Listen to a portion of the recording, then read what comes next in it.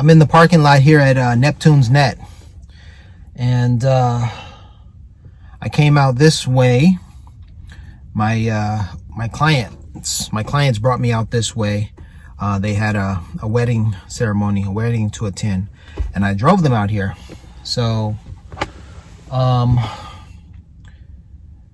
they took me out as far as Channel Islands, and so my client asked me if I knew anything about the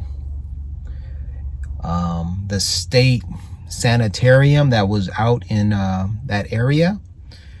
And I knew about it because I had learned about it basically because of Jean-Michel Basquiat. His artwork was so inspired, and so, yeah, it was inspired by Charlie Parker's life and his works. So the story goes, Jean-Michel Basquiat infused his artwork with a bunch of Charlie Parker-esque notations. He would paint Charlie Parker.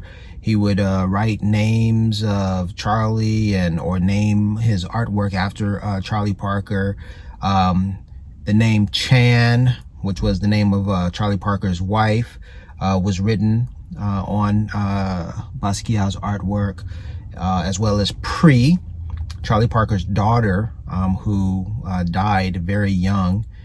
And so all of these references to Charlie Parker's life can be basically found in Jean-Michel Basquiat's artwork.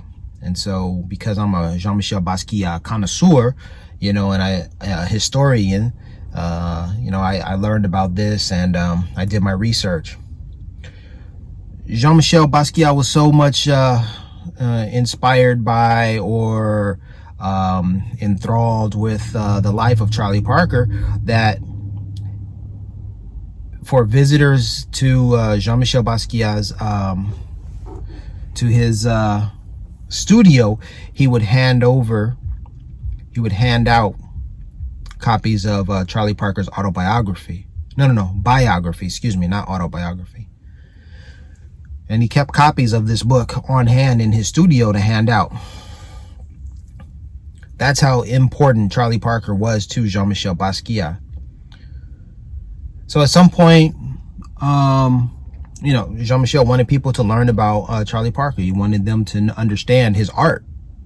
Wanted to understand what influenced his art. Why was he mentioning jazz so much and Charlie Parker so often, etc., etc.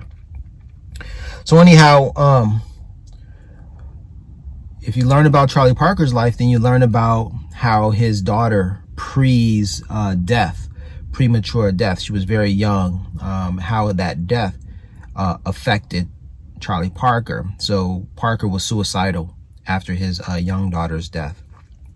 And what he did is Charlie Parker was suicidal. If you watch the movie starring Forest Whitaker about Charlie Parker, you'll see that there's a depiction of the suicide attempt where Charlie Parker, portrayed by Forest Whitaker, drinks iodine in an attempt to kill himself. He's unsuccessful, and so he's sent to a sanitarium. He's sent to a place to rehabilitate, to get his mind right, because his body was ravaged by heroin addiction, alcohol, just really bad stuff. I'm sure he wasn't jogging every day. He didn't have a dog to walk in the mornings, and his life was very turbulent, and he was playing gigs from one end of the country, America, to the other, very, unstable. He was a creative person, so he had a creative outlet, but it was just, it was a very rigorous life, a rigorous, hectic experience for him. And so his daughter's death was the catalyst to push him over the edge, and he wanted to commit suicide. So they brought him to the sanitarium here in California. And what was the sanitarium is now Cal State University Channel Islands.